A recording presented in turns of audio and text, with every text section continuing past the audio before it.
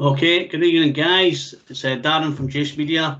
I'm in conversation this afternoon with John Drake, one of the guys from the Dust Coda. He's one of the vocals and one of the shredders. And we're talking all things music, lockdown, going forward, and the release of the new 4-track EP, which, let me tell you, is a stormer. I reviewed it yesterday, and it was a belter. So good afternoon, John. Hey man, how you doing? And how are you? You okay? Yeah, I'm good, man. I'm good. All things considered, you know, going a bit mad, lockdown and all, but ultimately I'm pretty good. And how is it? Where are you situated just now, John? Where are you abiding? I'm based in London, so I'm in southwest London. So how is it down there? Is it, because obviously what we get is, you know, you get the different lockdown rules from Scotland, and yeah, lockdown rules from England, and you get the different senses of opinion. You know, that maybe we're doing something wrong, maybe Boris is doing something wrong. But you know what? The way I look at it, for me, is that we're all, you know, relatively safe. We're all relatively healthy. Do you know what I mean? Yeah, absolutely. Look, it's a lot better than it was, you know, a month ago. A month ago, it was pretty extreme. You felt quite trapped. It's interesting, you know, lockdown, I think it's affected people differently. You know, I think if you're living in a small place and, you know, especially if you've got a family, for example, and you're living with a family, I don't live with a family, but, you know, if you lived with a family and you got 3 kids and you're in a small flat and you're having to lock in your family for like months at a time, that's going to be hard, man. That's going to be hard. Yeah. And, you know, the block, I live in a council block, and, you know, I've noticed after about a month, you just hear all the arguments between people kicking off, and it's just people getting frustrated. You know, they're just kind of getting there's so much tension, and you know, and you hear it in your local community, and so I think after the last couple of months, it's getting to a point where you could just feel it in the air. You know, people are getting really just edgy because it was just like people are getting really fed up. But I think now that the rules have decreased and, you know, people can socialize a bit. There's a release, you know. I think you know, like almost a sense of, wow, we can, you know, go out and do stuff. You know, I kind of think you look at these guys and the fact that they're sitting there and they're getting loads of grief, they're getting loads of hassle, some of them are taking the piss, but you know what, they're trying to keep us safe and healthy and alive. And you go, yeah, but it's not like you're living in your big house and you're going to work every day. You know, look at us, we are sitting here, and you know, and you're right, way back 5, 6, 7 weeks ago where you couldn't get anything at the shops. You know, you can only go out on your own, and once a day, and if you went out for more than an hour, they were like, where have you been? You know, and I go out walking every morning before I start my day, and I got pulled up with the police about 3 weeks ago, walking, headphones on, guys like, where are you going, mate? And I was like, I'm out walking. Where do you live? And I said, about 3.5 miles from here. And they went, all right, on your way. And you're thinking, Jesus Christ, you know, it's like, it's not as if I've committed a crime, you know, I'm out trying to keep myself healthy. But I guess you're right. I guess there's now that it's like a weight coming off some people where they can try and get back to normality. And I know they were saying a couple of months ago there's going to be a domestic abuse rate or pregnancy rate because people are stuck. Do you know what I mean? And absolutely. I look, I think there's going to be a lot of effects because of this. You know, people have been affected on many different levels. You know, it's a big thing. It's a big thing. You know, it affects everyone differently. You kind of think, you know, when you look at it, you go, my God, like how something like this can reach from China. You know, and all of a sudden the place is in panic, you know, and it's like, wow, this is killing loads of people, you know, and we need to be safe, you know. So for me, I don't know about yourself, but for me, I review every day. You know, I'm lucky enough that my full-time job, I've been furloughed for 12 weeks now, I'm now followed for another 8. So I Oh, will wow. I'll miss 20 weeks of work, you know. Wow. And I think that if I didn't have the reviewing stuff like you guys, you know, the interviews and you know, and listening to music every day, I would be like, you know, want to kill my wife, you know, because she's been working from home. Her company have said to her that you won't be in your office until maybe January or February of next year. I You know, know, it's wild, isn't it? It's do you pretty know? wild. And I think for me it's been weird because you normally think you're on top of each other, but she's in the dining room, I'm in the lounge, and I've got the headphones on, noise deadening headphones, and I'm just like hitting chairs and all that. Oh, this is brilliant. This album's pants. Listening to the Dust Coda all the time, you know. You know, and I'm like, this is pants. What's this? Oh, it's like black metal. And she's like, and I've got this is really good. This Coda or these Wicked Rivers, or you know, like I've been listening to a bit of a girl called Louise Lemon. She's like a kind of gospel death singer, A quite gospel death singer. gospel death. I'm like, what's all that Cool. about? Right? What's all that about? But she's probably like a bit like Bjork Oh, yeah. Nice.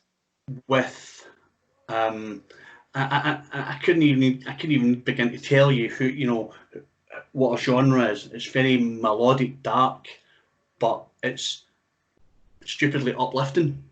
Yeah. Wow, because you can wait for it and you go, wow, I could really resonate with that song. So I've been listening to stuff like that and I'm thinking, that's not bad, that's really good. Dust Coda's up next. Wow, Outlaw Orchestra or whatever. And I'm thinking, I've got a good mix, you know, so she's in here pumping away and I'm like, and we don't have a crossword, it's quite cool, you know, so it's a good thing. But I think you're right that I think that, you know, that we need to get uh, out back into it so that we're, you know, that we can get back to some normality. The stuff for us is like when I say when I'm interviewing guys, like for you guys, you've spent months in the studio laying down the tracks, getting the music right, getting the lyrics right, and you go want to go out and play it, and you can't. Yeah, well, I mean, well, what's funny is I'm sure you've got questions about this current EP. This EP is the opposite. We didn't spend months at all on it, but we have actually just finished. You know, we've finished tracking our second album, which I'd love to be able to give you a release date for that, but obviously because of the whole COVID thing, the music industry is kind of shut down a bit. So we're sitting on this this album we're very proud of. I'm so excited about it. I can't wait for you to hear it, man. But as a byproduct of that was this whole EP. Yeah, and what was the thought train behind the EP? Was it a stopgap, or was it just you had excess songs, or was it you just wanted to put something that was, because it's obviously it's a killer EP. You know, the tracks are just, you know, the lyrics and the whole arrangement is just, you know, it's really deep. Thanks. You know, and it's, you know, and it's quite, you know, as I say, you listen to it, because what I do is I'll listen to an EP or an album, I'll listen to it in its entirety first, and then I'll play it back, and then I'll start my review, because I want to get a feel of kind of what you guys went through, what you did, how you did it. Do you know what I mean? Well, so with this one, interestingly, the way it came about is the way it got. We decided to release it is that, with the whole lockdown thing, we haven't seen each other. We've been Zoom calling with our, have our catch up with our management team and whatnot, and now we have catch ups and we'll send each other messages and whatnot. And we'll just occasionally just be like, yeah, and so, and I don't know who mentioned it, but we're like, we should go back and listen to some of the tracks some of the acoustic tracks we did like years ago. Like I'm talking like 2 or 3 years ago, man. And I was like, yeah, go on, man. And there were these tracks, right, where I mean, like I'm talking 4 years ago, must have been, where we come in from a night out and we just lay down some acoustic tracks that we'd like listen that we'd been working on, and we'd demo them and we'd be like, yeah, that sounds pretty cool. And honestly, we'd forget about them. And then one night we'd all be hanging out and we'd be like, having a few monkey shoulders, and we'd be like, you know what? That is a killer song. That's a great acoustic track. and we'd forget about it. And then this conversation would keep coming up after over the last couple of years, because we went and made our we went and made our first record, and obviously been touring that and doing everything you do with that, and we just kept on kind of going, yeah, do you know what, those songs are great. And so now that we've had time in lockdown, we've kind of gone, hang on, we've got like 4 of them, and we love them all. They're raw as hell, like, they're really raw, but there's a really cool simplicity to that, and there's a really cool honesty to that, because what you're hearing is the sound of a band actually formulating its first album. Yeah. Ironically, none of the songs are on our first album. Yeah. But what you're hearing is basically a bunch of dudes kind of like hanging out, drinking, partying, and writing songs, and then going, yeah, cool, that's cool, man, let's move on to someone else. And so, like, the vocals, like, I really can't remember recording half those vocals. Is that because you were too pissed, or is it just because it was so long ago, or is it because you're moving other stuff? I think when I was a younger man than I am today, there were points where I'd wake up especially on a bank holiday weekend in the summer. I'd wake up and I'd be like, right, what's next? Yeah. Or I'd wake up somewhere else and I'd be like, right, what's with next? Someone else and go, oh, hello, what's happening now? Yeah, maybe. Yeah, I've had my poignant moments. And I think some of those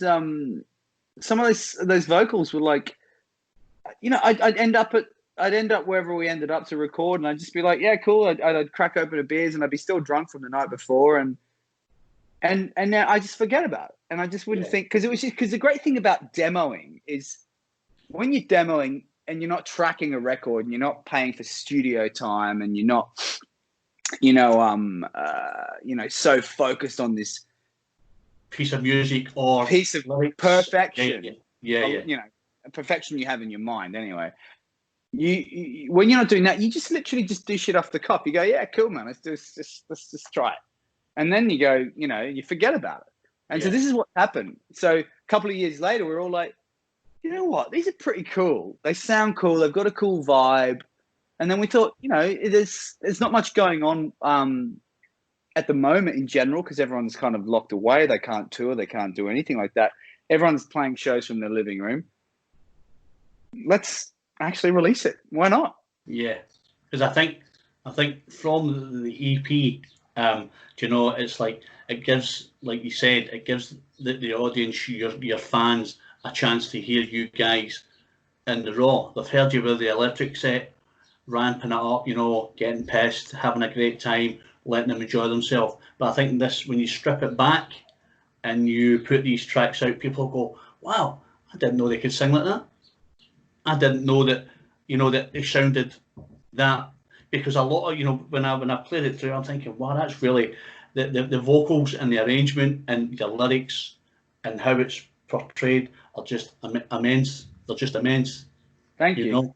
Because, and that's the good thing or the bad thing, John, for me as a reviewer. I could ramp out 10 albums and go, yeah, sorry. But you hear stuff and you go, wow. And I'm a good believer in a bit of unplugged, because I think that when you get guys, you could go out on stage, rip it up, and you could sound shit, and people go, wow, they were brilliant. But when you're doing your unplugged stuff, there's nowhere to hide. It's you. It's interesting to say that. I should put the caveat in. I know I kind of say, like, oh yeah, I just, we stumbled in and did this stuff drunk. That is true of me, of the vocals, but what you are hearing is songs that we definitely crafted and worked on. The actual writing. Those are songs that I'm very proud of as songs, right? And we worked on them, and we crafted them, and some of them are quite a lot longer than they might end up eventually if we do them on a record. But you know what I mean? There's like an element of work behind that, but on top of that was let's just give it a shot and just sing it and see what happens. I think, like you say, there's an element of that in everything. You could get pissed, but you know what? When you were sober, you put down the lyrics, you put down Yeah, the beat, yeah, exactly. and then you went, put it to the side, and you come in and you go, fuck, I'm half pissed. I'm going to have a look at this. But do you know what? The hard work's already done. The sheets are down. The chords are laid, and you go, let's put this out, because That's exactly right.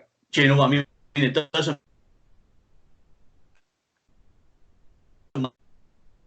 what you've done for you guys from the heart. You've went, this is us, and this is what we're doing, you know. And when you play it back, you just think, wow, because it's like it's fucking so deep. Do you know what I mean? Yeah, well, thanks. I mean, It's deep, you know. I get lost, you know. I kind of put it on and I sit back with a glass of wine and I go, wow, because you feel what you're saying. what's your favourite? Have you got a favourite off the EP? My favourite is Alone with the Notes.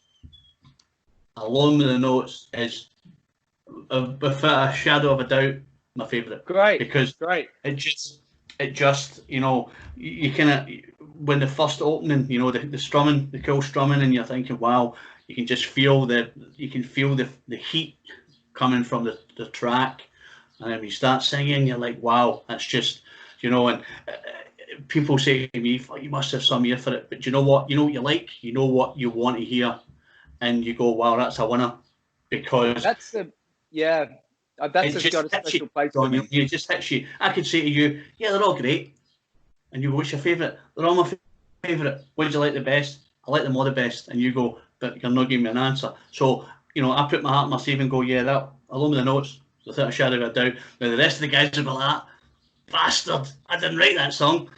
But you know what? It doesn't matter, because at the end of the day, you, as a group collective, I'm saying the Dust Coda, the Raw and Unplugged is fantastic. But my favourite is Alone with the Notes.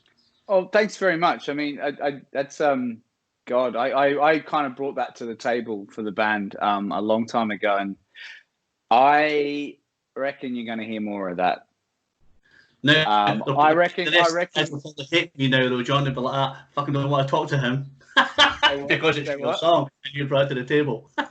Oh no, we're not like that in the band. You know, like Adam brings stuff to the table all the time. This is how we work. You know, he'll bring stuff, I'll bring stuff, and it's kind of, I see the band as like this kind of, factory's the wrong word, but like this incubator for external pieces of music and songs that we write. So I might write a tune and bring it, and it comes out the other side and it sounds like the Dust Coda.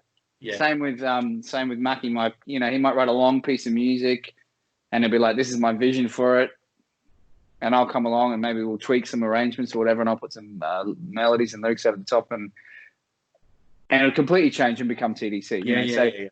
It's we all kind of feel the same about the songs, you know, like, you know, there's, once it comes into the TDC kind of family of songs for each album we do, it just becomes the Dust Coda song. Yeah. You know, it just becomes that thing. Is it like four mates? Do you have that close bond? It's like four buddies, or is it four musicians, or is it, are you singular guys who go, oh, this is my stamp and this is what I want, or is it you put it in the pot and you mix it and you go, this is what we want to do? Because I think it as a collective for you guys, if you said, oh, Along with the Notes, that's a cracker, let's put that in, and the guys go, let's maybe put it somewhere down the set, and you go, but you know, when we first come out, that'll get the audience, and they might go, I'm not sure we want to hit them straight in the face. Do you know what I mean? Well, so is that...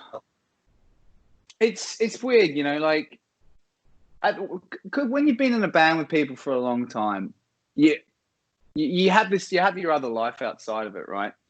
Yeah. And it becomes more of a professional thing, you know, like, we used to, you know, years ago, we used to knock around and socialize a lot together, a lot more. But these days, you kind of just, because you spend so much time together on the road. Yeah. And you're in each other's faces all the time. When you're not doing that, you kind of distance a bit, and it kind of helps. And you have to kind of learn each other's quirks and learn when to just be quiet and leave that person be what they are, and when to tell them to shut up or whatever. So that feeds into some of your decision making with what you do. You know, for example, like I have never written a Dust Coda set list in my life. Okay. Scott, our drummer, Scott writes the set list. Nobody writes the set list. Scott writes the set list. I have never put pen to paper and written a Dust Coda set list in my life. Scott uses the same blue plastic envelope, the same pen, and he writes every set list, and it's for all of us. And you do not fuck with that. And so we may talk about the set list. We may say, yeah, let's start with this or jam with that. And then we'll write up, especially if we're doing like a bigger gig, we'll be like, yeah, okay, right. There's, 5,000 people out there or whatever. Let's get this right, pal. Yeah. And Scott will be like, well, hang on, wait up a second here. And, I've got here and here. You say you want me to change this?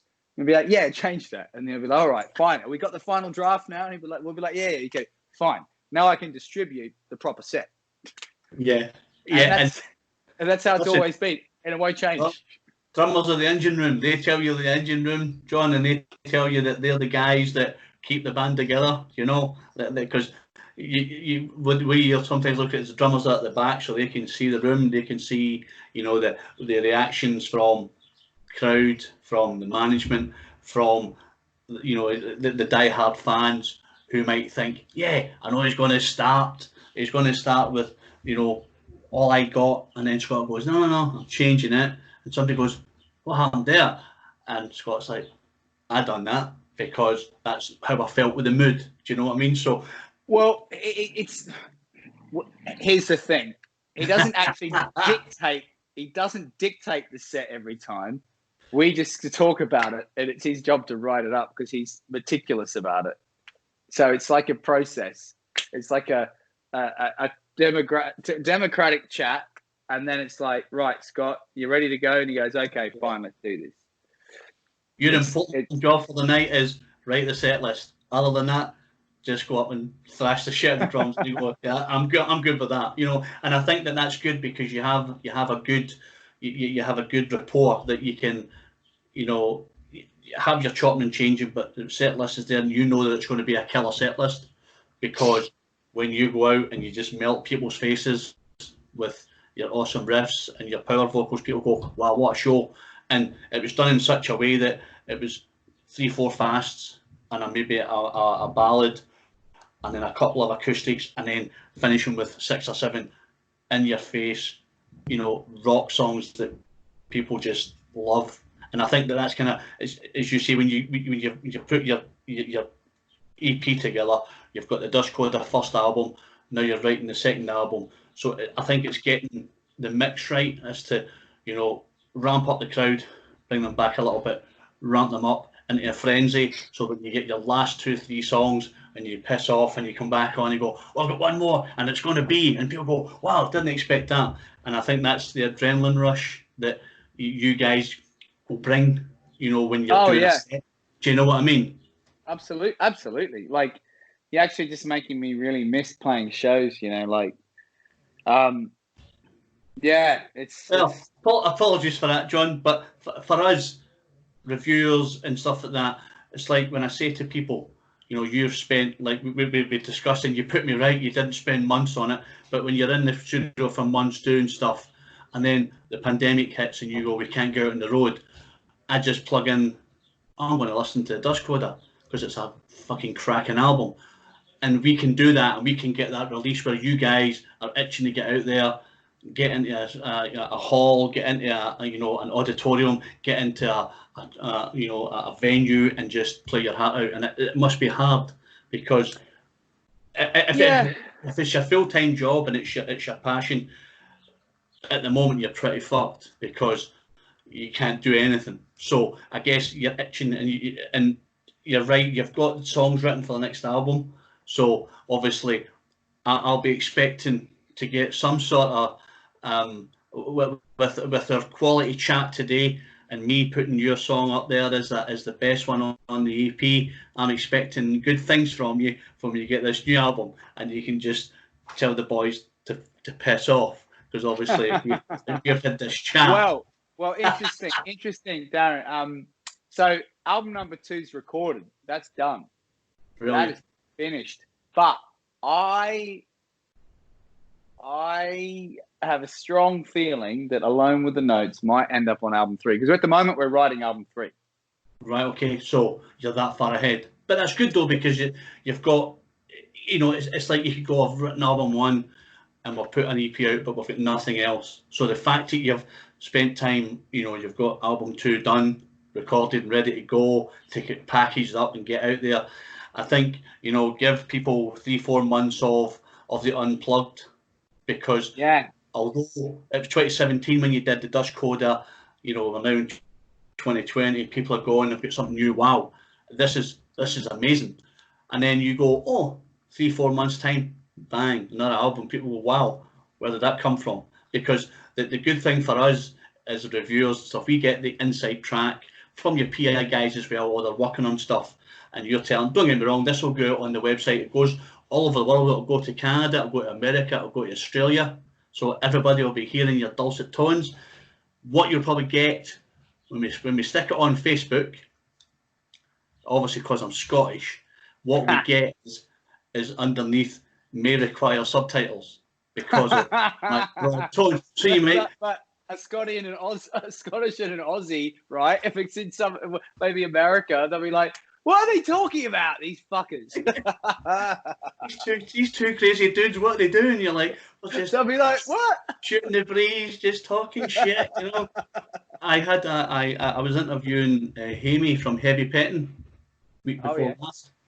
He's from Glasgow. He's from an area in Glasgow called Drumchapel.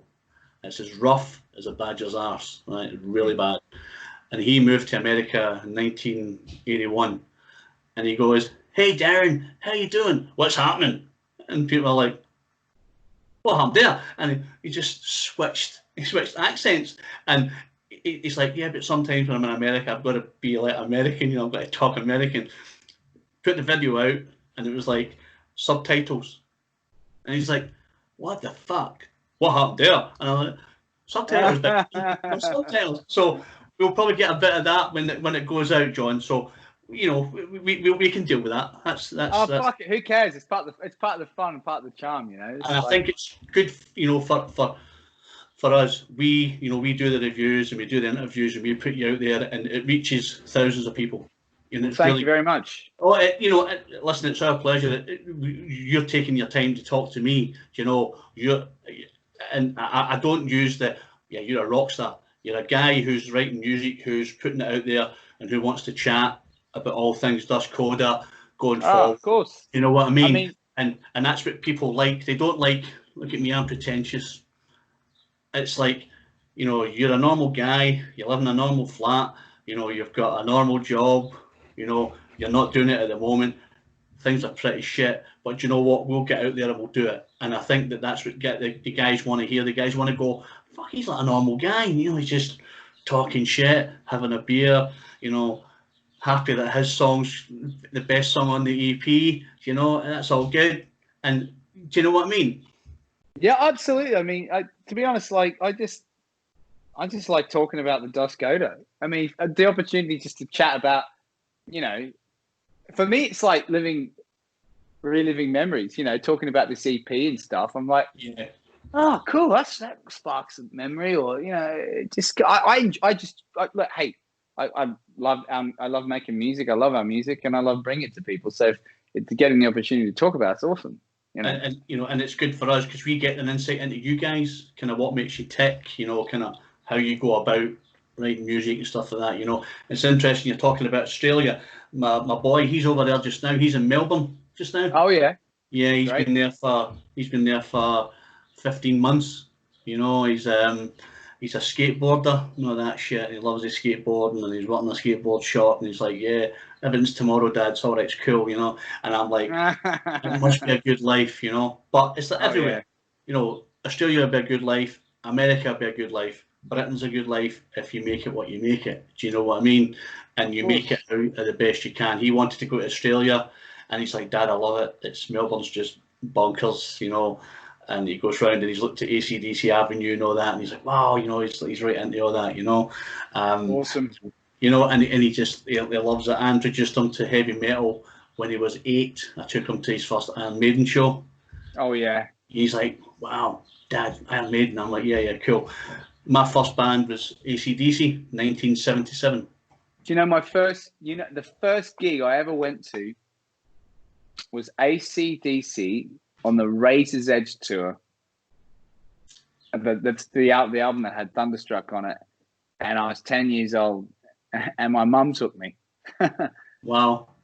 And it was at Brisbane Entertainment Centre, and it was so loud though, man. Like I was little, you know, I didn't have earplugs, and it really hurt. I had to go outside and get earplugs. It was so loud, but man, just like, whoa, that was like my life changed. You know, it's just like, what is that? You know, it's like, who are these crazy guys? You know, who's this guy with the school uniform stopping? Do you know what? But that's what makes. I think that's what makes it. That's your first image, and how you see rock music, and what makes you want to go. I want to be a rock star. I want to go out there and do it, and be like these guys. And I think that's important, because you've got to follow a dream. Absolutely, man. Like I distinctly remember the moment that I decided that I wanted to be a musician was I got this tape from this kid on the school bus. It was a blank tape back in the day where you dub tapes and stuff. Yeah. And this kid on the school bus who was older than me or whatever, he goes, yeah, listen to this. And I didn't even know what it was. It's just a blank tape with some writing on it, like a skull and crossbones on it. And I went home, put in the tape player. I remember it clear as day. I put the tape in, and my mum's downstairs hanging up the washing, and I just hear this donka-donk, donka-donk, donka-donka, donka-donka-donka. Ooh! You know, Axl, right? Yeah. And I'm just like, what the fuck is this? Like, what is this? You know, I stood there looking out the window, just going, I've never heard anything like this in my life, and that is what I want to do for the rest of my life, because that is insane. That is the only thing I want to do, and I swear to God, nothing has changed. but that's good though, because you still have the hunger, you know, to make music, and and to make like rock music. You know, you get people that go, you know, do a bit of country, do a bit of punk, do a bit of, you know, blues. But you know what? Rock's in your blood. It's what you want. You know, that's all you want. It's really interesting you say that, because I listen to all kinds of music, right? Like I literally listen to everything. I listen to everything from Billy Joel to, you know, Fleetwood Mac to Tame Impala. I listen to everything, like a lot of people do.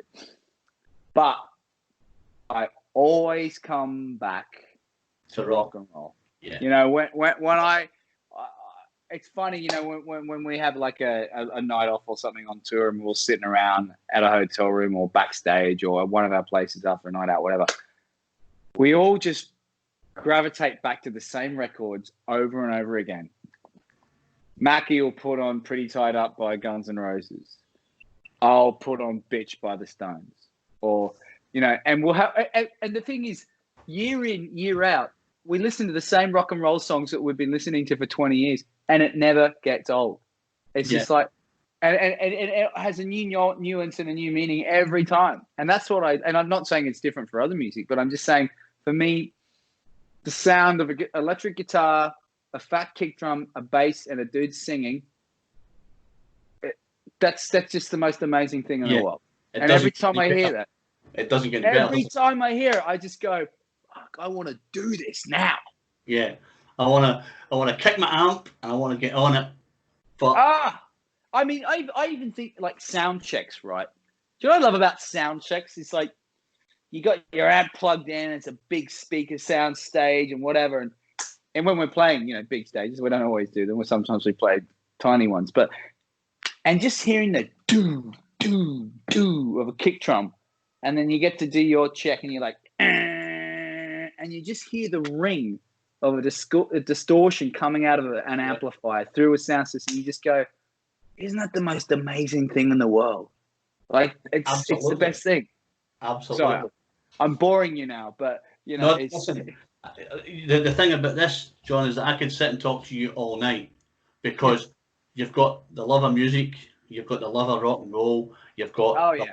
the lyrics, and you can. I say to my governor, it'll probably be 30 minutes, 35 minutes, right? Okay. Do you think it'll get longer? And listen, you can wait. I says when you start the conversation, you kind of get into the groove. You could be there all night. And he's like, "What do you mean?" I says, "Because you just talk about, where they're from, who they like, who their influences were, what they're doing now, what they're doing in 6 months, what they're doing a year, and you could easily fill an hour because it's just the conversation flows. It's about taking the mickey. It's about ribbing somebody. It's about talking about the music. It's about talking about the new album, what they've got coming up, and you're an hour. And he's like, wow. And I says it's just like two guys talking shit for 40 minutes, but having a good time doing it because it's just such a laugh. You could go and you could be intense and go, so a new album out, it's really good, and you go, yeah, it is. Right, 4 songs, fantastic. What's next? And you go, another album, great. When's it out? Don't know yet. Okay. Plans for the future? Don't know yet. Right, okay. And you can think, but I want to just slap my wrists. But do you know what? You want to just talk about what makes you happy, music, beers, touring, making good records, making a good record on an EP that's obviously been flouted by the reviewer as the top standout track. So you need to tell the boys that. Obviously get them on side. That. It's a TDC song, man. It's just something I brought to the table. They all the songs we do, everybody loves them. It's we're just so it's like I said, once it comes into the fold, it just becomes TDC. It's but listen, it's all good because I think that that however we see it or however you guys see it, the fans will resonate with this 4-track EP. I'm glad you feel that because I was a bit hesitant about it. If I'm honest, I was a bit like, there are some moments that are a bit ropey, where I'm a bit like, are people going to think that they're having a laugh? Are they just doing this because they got nothing better to do? But then I listen to it. I'm like, no, there's something in these recordings. There's something in them. Yeah. There's a reality there. Definitely not. You get the guys, and if they don't, I'll eat my hat. Right, I'll eat my hat. But I think that when the guys listen to this, and I think because A, it's new music from you guys, B, it's a different mindset. It's not for rock and roll, ripping your face off records. It's a stripped back version of 4 guys in a room singing about stuff that's close to them, and I think people will go, wow, that's amazing, because you don't get a lot of that nowadays. You don't get a lot of bands going, we're bringing out a full EP of Unplugged, and people go, fuck's sake, man. But you bring out 2 or 3 or 4 that means stuff to you guys. The fans are going to go fucking nuts for this, let me tell you, because awesome. If I'm sitting here going, these are great, I might know shit about nothing, but it doesn't matter. Your hardcore fans will go, that's amazing. It's just an absolute stonker of a, because what it is it's a taster for the new album that they don't know anything about yet. So yeah, well, I think it's it is a bit of a taster in some ways. I'm not going to say any more.